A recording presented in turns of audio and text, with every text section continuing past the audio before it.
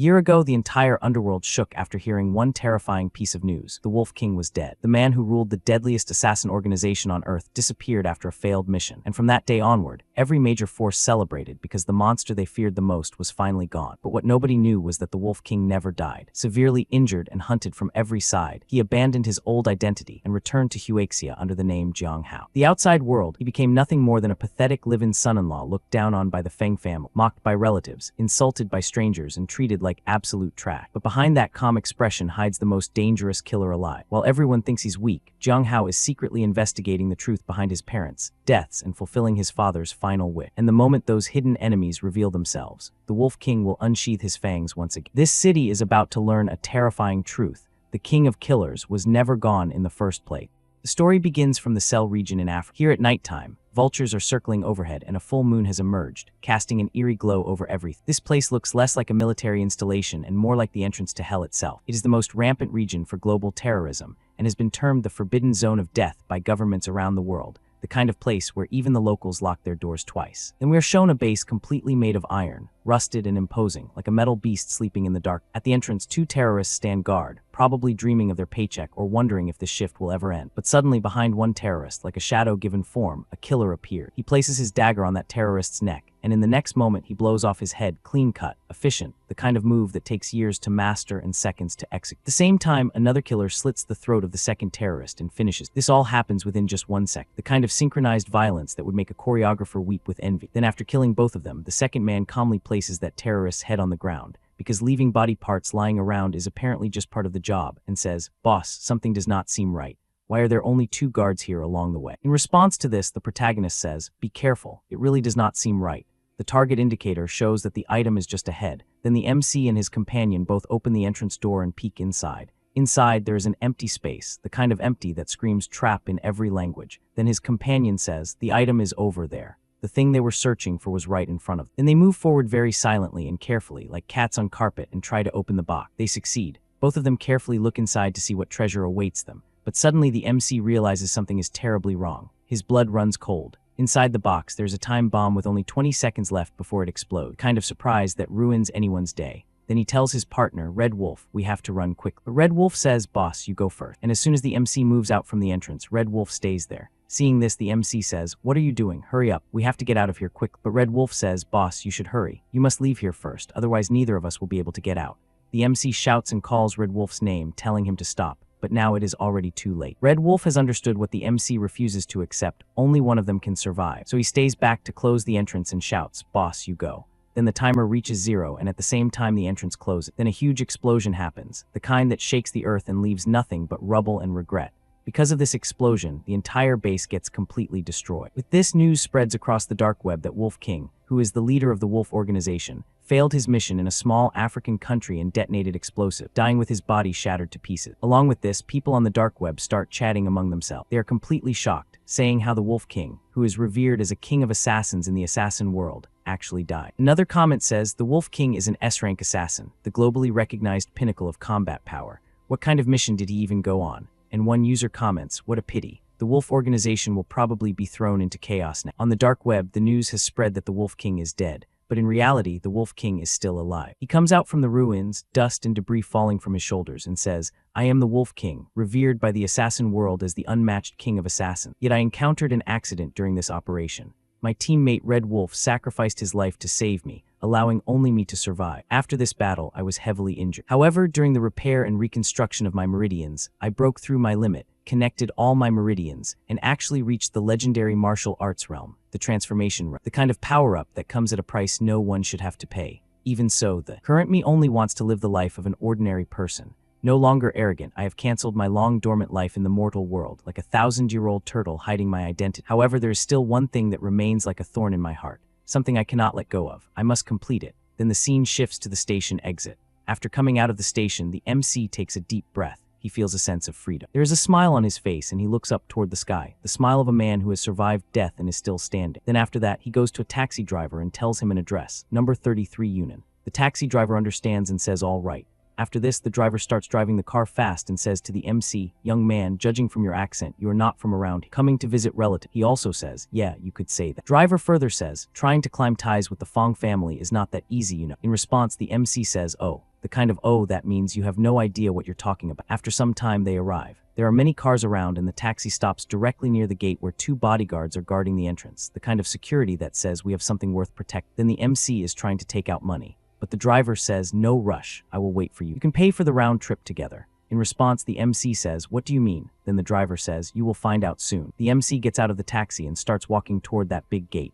And while going, he says, looks like the Feng family has a joyous occasion today. The driver is still sitting in the taxi and whispers, today is a big day for the Feng family, dressed so shabbily. You are obviously here to climb the social ladder with the Feng. If you can even get through the Feng family gates, I will streak naked around Hanjin. The confidence of a man who has never seen a wolf in sheep's clothing. The MC stands in front of the Feng residence and seeing this place he says, this is indeed the place. Then he starts thinking, I need to fulfill my father's dying wish as quickly as possible and then go investigate the incident from back then. That means the MC has come to fulfill his father's last wish. Promise made to a dead man, the heaviest kind of promise there is. But then the guards stop him right at the gate and ask, do you have an invitation? In response, he says, what kind of invitation? One bodyguard rudely says, you are not here for the banquet. Then what is your business? So the MC puts his hand into his pocket and says, I am here to see Uncle Feng. Then he shows a photo in which there is a picture of his father and his uncle and says, the man in the photo is my father. As soon as the bodyguards see the photo, they get a little confused and say, there is definitely a resemblance. Then the protagonist takes out another proof, a small box, and says, once Uncle Feng sees the medal of my father, he will naturally understand my identity. As soon as the bodyguard hears this, his tone changes and he respectfully takes that medal. That medal is kept inside that small box and he says, please wait a moment. We will inform the master immediately. The MC also says, all right, okay.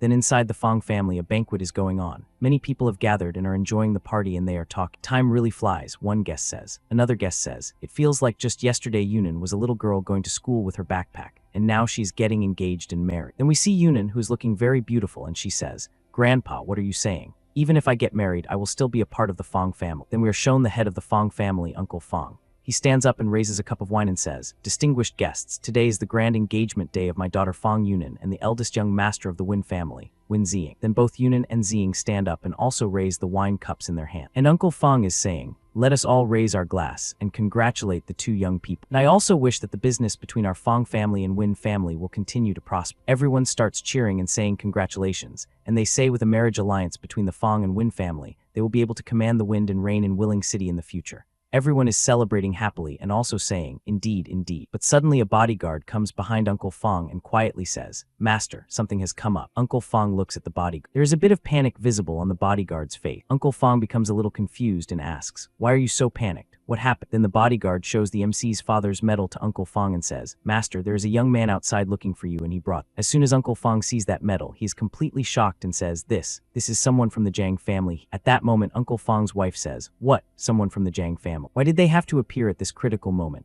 And Uncle Feng's daughter becomes surprised and asks, Mom, what Jiang family? Why did your expression change so drastic? Then her mother explains, back in the day, your father arranged a childhood betrothal for your sister with the Jiang family son, Jiang Hao. As soon as the daughter hears this, she is completely shocked and says, What? Then she says to her grandfather, Grandfather, if the visitor really is the son of the Jiang family, you must stand up for my sister. You cannot let her marry a stranger. Then her grandfather says, all right, don't panic. Jiaming, you go take a look for it. Before leaving, Uncle Feng says, you all stay here and entertain the Wen family for a bit. I will go see the visitor. His wife says, okay then.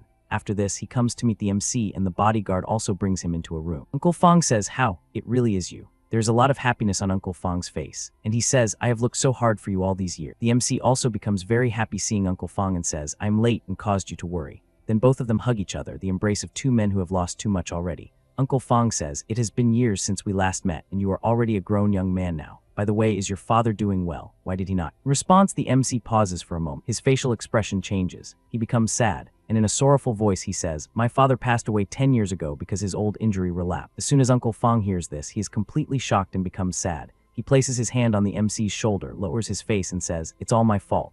Back then, if it were not for saving me, he would not have been injured. Howie, you must have suffered a lot these past few years. The MC says, it's fine, it's all in the past. He further says, by the way, Uncle Feng, I came this time to fulfill my father's dying wish. He told me to come find you, saying that once I found you, everything would become clear. After hearing the MC's words, Uncle Feng becomes serious and says, your father's dying wish, I understand, it's just that right now. At that moment, Uncle Feng's wife also comes there. Uncle Feng looks at her and says, why are you all out here? The Win family affairs settled. We see that the entire Feng family has come down. His wife says, yes, we arranged for people to see them off. Then Uncle Feng introduces the MC to everyone saying, Howie, this is your aunt and Yunan. You still remember them, right? You two even played house together when you were kids. As soon as the MC sees Yunan, he becomes happy and says, Sister Yunan, it's been years since we last met. You have changed so much. I almost could not recognize. Yunan smiles and says, hello, my childhood memories are a bit blurry too. But her sister is in a completely different mood. She is angry and says in an irritated tone, showing up after more than 10 years and suddenly appearing today of all days, let me ask you, what did you come here for today? Hearing her words, the MC becomes slightly alert, and just then another person comes who is her brother. He says, is there even a need to ask? It's obviously for my sister, trying to climb the social ladder of our Feng family. Let me tell you, keep dreaming. My sister is already engaged to the young master of the Win family. At that moment, Uncle Feng suddenly shouts, Jiming, shut your mouth. Then Yunan tries to understand what is going on. She becomes a little anxious and says, right, Dad, what is going on? At the same time, the MC also says, Uncle Feng, what exactly is going on? I came this time for my father's dying wish. After this, Uncle Feng becomes a little serious. First, he lowers his voice and says, Howie. Then he looks at him and explains, back then, your father and I arranged a childhood betrothal for you and Yunan. That is your father's dying wish. As soon as both the male and female hear this, they are completely shocked and say, what? A childhood betrothal? The MC looks at his uncle in confusion, and his uncle further explains, that's right. This is the agreement I made with your father in the past. Consider it a promise. Now the MC understands everything. He starts thinking, so my dad's dying wish was the childhood betrothal. Once you enter the martial world, it is as deep as the sea. Getting married now will only harm myself and others. Then he says, Uncle, if this is my dad's dying wish, then I wish to cancel this marriage. But the girl's brother does not stay quiet. He shouts, you rushed over here today just because you found out that my sister and the young master of the Win family are getting engaged, didn't you? And the girl also says, that's right. You are just afraid you won't be able to climb the social ladder of our family. At the same time, Uncle Feng is completely shocked and says, what? The girl's brother is still shouting. He is just a beggar. What right does he have to be my brother-in-law? His father scolds him, impudent. Apologize to Howie immediately. See how I teach you a lesson. He even raises his hand to hit him. But his son says, Dad, hit me. Then if you have the heart to marry my sister off to a beggar, then just beat me to death. But before the slap can land, his sister steps in front to protect him and says while crying, Dad, do you really intend to cancel my engagement with the Win family and make me marry Jiang Hao? Her father says, that's right. Your marriage to Howie was settled 20 years ago, cannot be changed. His daughter cries even more and says, to disregard your daughter's happiness for your own selfish promise. You don't deserve to be a father. Then she runs away crying and her siblings also follow behind her saying, Sister, where are you going? Then Uncle Feng places his hand on the MC's shoulder and says, Howie, you stay here for now. Take a good shower and get some rest. The MC says, Uncle Feng, I still think. But Uncle Feng interrupts him and says, listen to me. I will figure everything out. Then at night in the Feng family house, the MC is in his room and is cultivated. He says, at this time every day I practice the inner breathing mental technique. It allows me to absorb the Kai of heaven and earth, cleanse my meridians, strengthen my internal organs, and sharpen my 5 senses. Right now, I am about to step into the transformation. Then a voice comes from another room, which the MC hears because his hearing ability is many times sharper than an ordinary human, the kind of hearing that turns every whispered secret into a shouted confession. His uncle and grandfather are talking in another room, and the MC is listening. His uncle is saying to his father, yes, Howie's father died because of. If he had not been severely injured saving me in the past, his family would not have declined and there would not be the prosperous Feng family today. Dad, if I break my promise and cancel the engagement, can I still be considered human? His father replies, by doing this, you are fulfilling your original promise, but you are making Yunan suffer. Uncle Feng says, Yunan is my daughter. She will surely understand her father's difficulties in the future. His father says, right now, everyone in Willing City knows about the marriage alliance between our Feng and Win families. Canceling the engagement now will definitely trigger the Win family's fury. Feng says, I will find a way to deal with it. His father says, I can agree to this marriage, but on 3 conditions. Uncle Feng asks, what kind of conditions? His father replies, first, a 3-month period to observe his character. Second, you cannot help him from the sideline. Third, he must become a live-in son-in-law of our Feng family. Hearing this, Uncle Feng is a little shocked and says, a live-in son-in-law? Will Howie agree to that? His father says, our Feng family holds a prominent status in Willing City. How could we marry off our eldest daughter to a poor boy with absolutely no back? Then Uncle Feng agrees and says, fine, since that's the case, I will go talk to Howie. Meanwhile, in the other room, the MC continues cultivating while listening to everything. He understands everything and thinks, Uncle Feng has put a lot of thought into this for my sake. I cannot make things difficult for him anymore. After this, his uncle comes near his room, knocks on the door and asks, Howie, have you thought it through? The MC stands up and wears his shirt. On his chest, there is a tattoo which is the mark of the Wolf King, a reminder of who he really is, hidden beneath the facade. He says, not yet, Uncle Feng, please come in. Then both of them start talking face to face. Uncle Feng says, how about your marriage with Yunan? The MC says, Uncle Feng, I will not make things difficult for you. I will agree to whatever you say. Hearing this, Uncle Feng becomes happy and says, really, Howie? You can marry into the Feng family as a live-in son-in-law. The MC says, yes, I agree. Hearing this, Uncle Feng becomes a little emotional and says, my boy, Uncle Feng is sorry but the MC smiles and says, Uncle Feng, you're being too serious. Uncle Feng says, all right, get some good rest. I will go make the arrangements. Then his uncle starts leaving the room, and while looking at his uncle's departing shadow, the MC thinks, in order not to make things difficult for Uncle Feng, I can only agree to it for now. As for 3 months later, I will leave home. I will have long left this city by then. The kind of plan that sounds simple but never works out that way. After this, the scene shifts to another place, the Win family. There, the head of the Win family, Win Feng, slams his hand on the table and shouts, what? Cancel the engagement. The engagement ceremony is in 3 days. You are not joking with me, are you? Uncle Feng remains serious and says, I hope brother understands my After all, a promise was made first. You would not want me to be a person who breaks his word and abandons righteousness, would you? But Win Feng's whole body is trembling with anger, he says. Then you can just make a fool out of my Win family and turn us into a laughingstock for everyone in Willing City. Uncle Feng says, since things have come to this, to express my apology, the Feng group will withdraw from the Nanchang district project. But even then, Win Feng's anger does not calm down. He shouts again, do you take my family for 3-year-olds, giving us a slap and then offering a sweet? The Win family won't just let this go. We will definitely make your Feng family pay the price. Then he angrily leaves and Uncle Feng says, see the guest out. After that, the scene shifts again and we see a cyber cafe. In the cyber cafe, many people are present. Some are playing games, some are working, and some are enjoying themselves. The MC is also there. He has come to clear some things, to investigate something. He is rapidly typing on the keyboard, searching for information. On the computer screen, there is an image of a butterfly and a news headline. XXX trade employees published XXX info news. He is thinking. On the screen in front of him, there is a photo of an old man. It is written that an overseas grandmaster and the southern first master known as the Eastern Roaming Dragon has had a global kill order issued on him by the close family with a bounty of $200 million US. The MC thinks he is an S-rank martial arts grandmaster. He is worth this price, but why is he being hunted down? So that's why. Then he sees another news. A female student from a certain Huaxia university was raped and murdered, and the suspect was a direct descendant of the close family. This descendant also sent people to assassinate the female student's mother, who kept trying to file a lawsuit. Panam could not stand by, so he assassinated the descendant along with over a dozen of his personal bodyguards. The MC thinks, Panam has a deep-seated hatred for evil, truly worthy, being my master's close friend.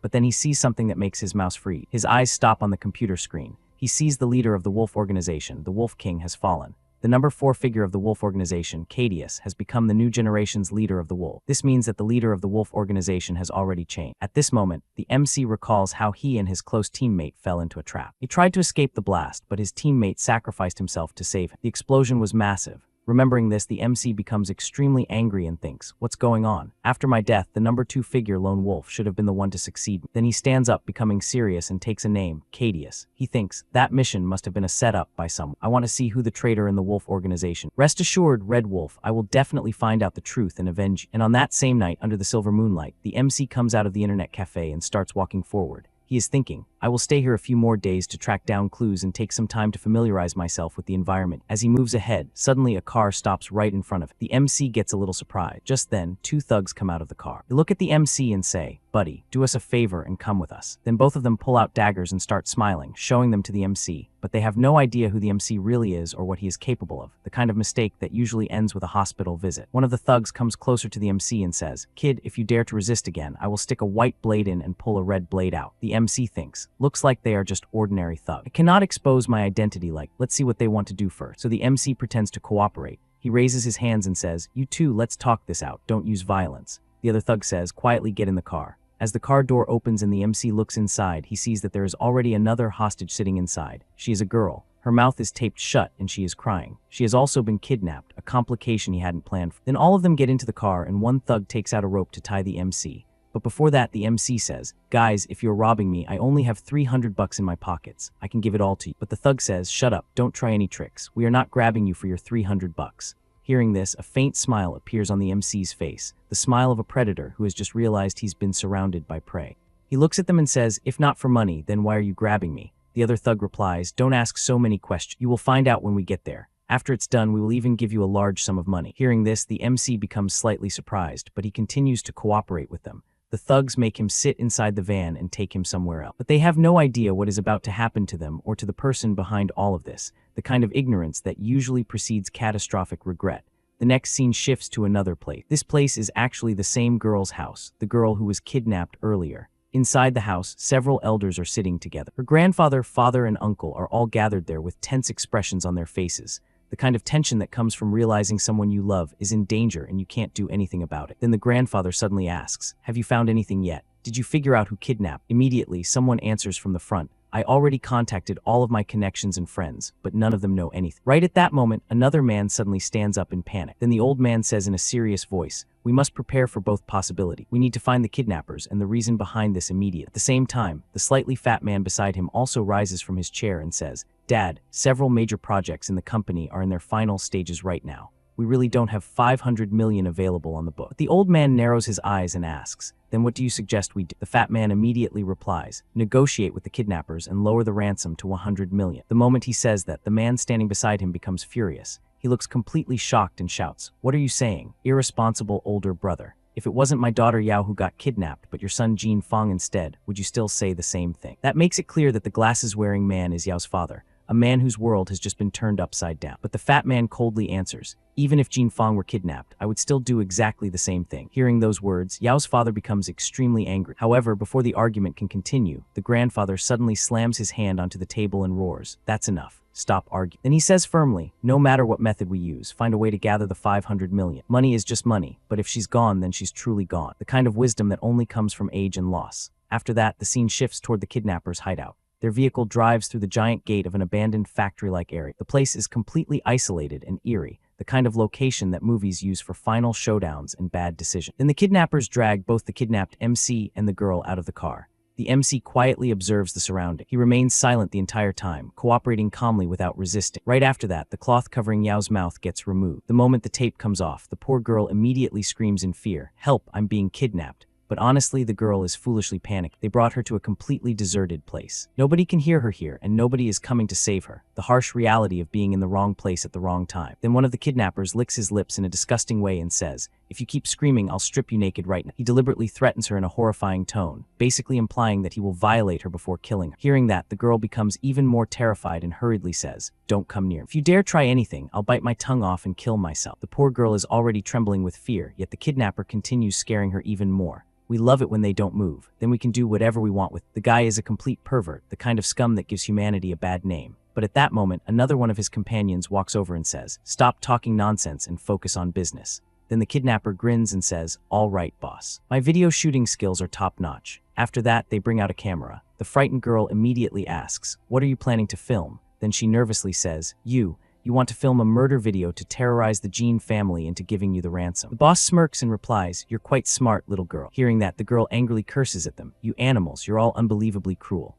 Soon after, one of the kidnappers walks toward the MC while holding a dagger. Then the MC calmly asks him, "Didn't you say you would give me a large amount of money after this was done? Why are you going back on your word?" The kidnapper laughs mockingly and replies, "Don't worry. Once you're dead, we'll definitely burn a massive amount of hell money." Then he bursts into laughter again, the kind of laugh that comes from someone who has no idea they're already dead. Right after that, the MC gets tied tightly to a giant iron pillar. The filming officially begins. The girl is already terrified out of her mind. She hurriedly tells the MC, "Hurry and beg for mercy, otherwise they'll kill you." But instead of feeling threatened, the kidnapper becomes even happier and says, "You're actually not afraid. I respect you as a real man. I can help pass on your last words, but it won't be free. You'll have to give me all your money." Even at a time like this, the bastard is still obsessed with money. Just how poor and greedy is this guy? Then the MC coldly says, "I did not want to resort to killing. Why must you court death?" The kidnapper immediately bursts out laughing. Is this guy really a complete idiot, bargaining shamelessly at death's door? None of them realize who the MC truly is, the most dangerous kind of mistake. Then the MC calmly says, "I agree."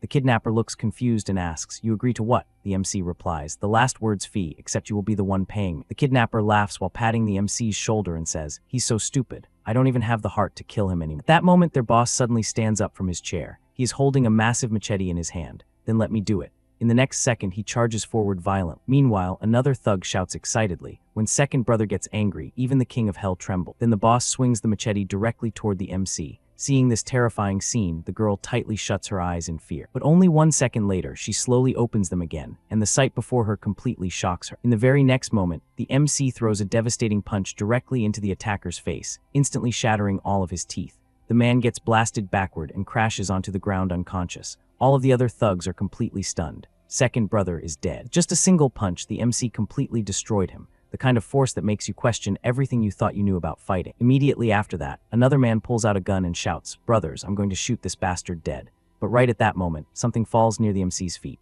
The MC instantly kicks the piece of metal lying on the ground. The iron fragment shoots forward at terrifying speed and slams directly into the gunman's hand. A single instant, the thug's hand gets horribly mangled. Blood sprays everywhere and the gun falls from his grip. At the same time, several more armed thugs rush forward to attack the MC. One of them fires immediately, but the MC's reaction speed is unbelievably fast. He rushes toward them while dodging the bullets effortlessly, the kind of agility that makes you wonder if he's even human. Then in a single movement, he attacks one thug's neck and drives his hand directly through the man's chest. The second thug becomes terrified, but before he can even react, the MC thrusts his hand straight through another man's chest as well. The bald thug standing nearby is completely horrified. He cannot even react properly to what's happening. Then suddenly he feels an overwhelming pressure. Trembling in fear, he asks, "WH, who exactly are you?" And in the next instant, the MC suddenly appears directly behind him like a ghost. In a cold, evil-like voice, he says, "My name is not something you are worthy of knowing." Before the bald man can react, the MC grabs his head and slams it violently into the ground. After that, the MC casually takes all of his money as well. "Oops, I only collected the last word's fee, but forgot to ask for it first." Then he steps directly on the bald man's face, the kind of casual cruelty that only the truly powerful can afford. At that moment, Yao's voice suddenly calls out to him, "Hey, could you please come over and untie these ropes for me?" Without saying a word, the MC casually throws a knife. The knife flies straight through the air and perfectly cuts her ropes apart. The girl is completely shocked by his terrifying accuracy. After that, the MC immediately starts walking away without saying much. From behind him, the girl hurriedly says, "Thank you." But the MC coldly replies, "There is no need to thank me. Don't tell anyone I was here." He clearly wants to hide his identity, the mark of a man who lives in the shadow. After saying that, the boy simply leaves. Sometime later, police and emergency vehicles arrive at the scene. Yao has already been rescued and is now sitting beside an ambulance wrapped in a blanket. Soon, her grandfather and father arrive as well. The moment her grandfather sees her safe, he becomes emotional. The girl immediately runs into her grandfather's arm. Tears fill her eyes as she cries uncontrollably, the release of all the fear she had been holding in. At that moment, a police officer walks over and asks, "Miss Jean, what kind of person killed these kidnappers and saved?" The girl first wipes the tears from her eyes before replying, "He was masked. I didn't see his face." The officer continues, "Then what was his build like?" The girl calmly answers, "Chubby and short. He should be a middle-aged man in his 40s. From behind her, the grandfather nods and supports her statement. Yes, she's protecting her savior, even from the law, a debt of honor she intends to repay. After that, the scene shifts once again. Very late at night, the girl has already returned home. Her grandfather is now sitting across from her. Then the old man slowly begins questioning, "Yao Yao, I watched you grow up. I understand your temperament and personality better than anyone. You lied to the police today, didn't you?" The girl lowers her head slightly and says, "I actually saw my savior's face, but he saved me. I cannot repay kindness with betrayal and enmity." The grandfather nods slowly and says, "It is naturally a good thing that you kept your promise and understand how to repay kindness." Then his expression becomes serious. "But Grandpa also needs to remind you, our Jean family is a prestigious family." It's still unclear whether that savior rescued you out of pure confidence or if he has some alternative motive. The girl quietly responds, "Grandpa, I understand." The old man then says gently, "You've had a difficult day today. Go back to your room and rest early." After that, the girl returns to her room. She closes the door behind her and leans against it silently. Then she falls deep into thought. Did he really have some alternative motive in saving? Meanwhile, after Yao leaves, another man walks over toward the old man and says, "Elder Jean." The old man immediately orders, "Starting tomorrow, you will personally be responsible for protecting Yao's safety. There cannot be a single mistake." The man respectfully nods. "Rest assured, Elder Jean. Do you have any other orders?" The old man's face turns serious again as he says, "Secretly investigate who exactly killed those kidnappers and saved Yao." Meanwhile, on the other side, the MC is rapidly running through the streets at incredible speed. He's using his movement technique and lightness skill called Scheming Shadow Step. His body moves like a shadow in the night, and within a short amount of time, he arrives near his future father-in-law's house. Then he opens the gate and walks inside. The moment he enters, his future in-laws are already sitting there waiting for the kind of reception that suggests they've been waiting specifically to confront him. Suddenly, the young man there immediately shouts angrily, "Grandpa, does Jiang Hao really take our Feng family seriously? He just entered our doors yesterday, and today he dares to come back this late." The MC calmly replies, "Do the Feng family rules specifically stipulate a return time at night?" Hearing that, his future brother-in-law becomes even angry. But before he can continue, Uncle Feng suddenly says, "Insolent. Even though Howie hasn't married your sister yet, you should still call him brother-in-law. How can you be so rude?" But the future brother-in-law angrily yells back, "A poor boy with no education and no background. What qualifications does he have to become my brother-in-law? Compared to Brother Jiaming, he's like a firefly trying to outshine the bright moon." Then he continues arrogantly, "You probably don't even know this, do you? Brother Jiaming's godfather is the leading authority of Willing City's underworld, Lord Lei. Right now, our Feng family has made the Win family a complete joke throughout Willing City. Do you think Lord Lei won't help his own godson get revenge?" Uncle Feng's expression turns serious. As he says, the underworld rumors are almost certainly true. After saying that, his son snorts coldly and storms away from the room. At the same time, Aunt Feng also glances coldly at the MC before leaving as well. Only Uncle Feng stays behind. Then he walks over, pats the MC's shoulder and says gently, Howie, don't take it to heart. Even if what Jiaming said is true, Uncle Feng will still do his best to ensure that you are not harmed in the slightest. The MC calmly replies, thank you, Uncle Feng. Thank you for your good intentions, but I'm not afraid of people like Lord Lei. If they truly dare to come looking for trouble, I will make them regret it. The moment those words come out, the old grandfather immediately scolds him loudly. Young people should know when to be humble and when to be arrogant. If you lose your life, there will be no place left for regret. Coming back this late like today must never happen again. As the MC starts walking away, he calmly says, if speaking facts is considered arrogance, then I have nothing more to say. Uncle Feng, I'll return to my room first. Then he leaves. After that, only the old man and Uncle Feng remain in the room. Uncle Feng sighed softly before saying to his father, Dad, Howie is still young and proud. Please don't take it to heart. But the old man's expression becomes heavy as he says, I only hope this child coming into our Feng family will not become a disaster for the Feng family. The next morning arrives. The city looks calm and beautiful under the early sunlight, the kind of deceptive peace that hides all the chaos underneath. At this moment, the MC is standing outside a house gate while quietly thinking. There's no mistake. This is where Red Wolf's family used to live. Then he frowns slightly. Why is nobody home? Just then, a nearby shop owner auntie notices him. She's sitting outside on a chair near her small store. Then she says, young man, you came too late. Their family moved away over a year ago. Hearing that, the MC becomes slightly surprised. He walks closer and politely asks, ma'am, do you know where they moved to? The woman is carrying her child in her arms while replying, I don't know about that, but there's a girl nearby who is very close to their family. She might know. Then she looks at him again and says, it's just that the girl has only been coming back once every 10 days or half a month recent. After hearing that, the MC immediately takes out a thick stack of cash and hands it to her. In that case, ma'am, when that girl comes back, please give me a call. The moment she sees the money, the woman happily grabs it and smiles brightly. All right, no problem at all. Money truly can change people's attitudes instantly. The universal language that opens doors nothing else can. After that, the MC quietly stands there for a moment and falls into deep thought. Why would Red Wolf's family suddenly move away so mysteriously? Then he slowly starts walking away while thinking, could it be related to the attack on Red Wolf and me? The question hangs in the air like a storm cloud, promising answers that won't come easily. Soon the scene shifts toward a luxurious hotel building. Inside one of the rooms, Jiaming is currently with another woman after spending the night together, the kind of behavior that suggests he's not as devoted to his fiancée as he pretends. At that moment, knocking sounds suddenly come from the door. The morning sunlight streams through the curtains, illuminating a scene that's about to get much more complicated. Jiaming wakes up irritably and curses, who's the blind idiot disturbing good people while we're having sweet dreams this early in the morning? The kind of anger that comes from someone who thinks the world revolves around his schedule. Then he walks over and opens the room door. Standing outside is one of his men, Jing. Jiaming immediately asks, is there any news regarding the matter I told you to investigate? The man quickly reports that the kid's name is Jiang Hao, a high school dropout. His father was Feng's former comrade in arms. After his father died from illness and injuries, his mother abandoned him and the kid disappeared without a trace, the kind of backstory that explains everything and nothing at the same time. Then he continues, rumors say he smuggled himself overseas to work illegally. Since he suddenly appeared now, he must have found out about your engagement with Miss Feng. The moment Jiaming hears that, his face twists with rage. He clenches his fists tightly and grits his teeth while saying, that lowlife trash is worse than a toad. He's a cockroach, a piece of shit. The insults keep coming, each one more desperate than the last. Then Qingzi asks coldly, young Master Win, how about I quietly finish him off? But Jiaming waves his hand and says, let's try peaceful measures before resorting to force. I want to go see Yunan first. The kind of restraint that won't last very long. Soon after that, Jiaming arrives to meet Yunan. The two of them sit together quietly while drinking tea. However, the girl looks slightly sad, the sadness of someone caught between obligation and desire. Then she softly asks, brother Jiaming, what's the matter? Why did you ask me out today? Jiaming stares directly at her before asking, Yunan, are you really going to listen to your father's arrangement and marry that perfect stranger? The girl lowers her head slightly before replying, Jiang Hao's father died early while trying to save my father. This is what our Feng family owes the Jiang family. Before she can continue, Jiaming suddenly stands up and says emotionally, Yunan, let's elope.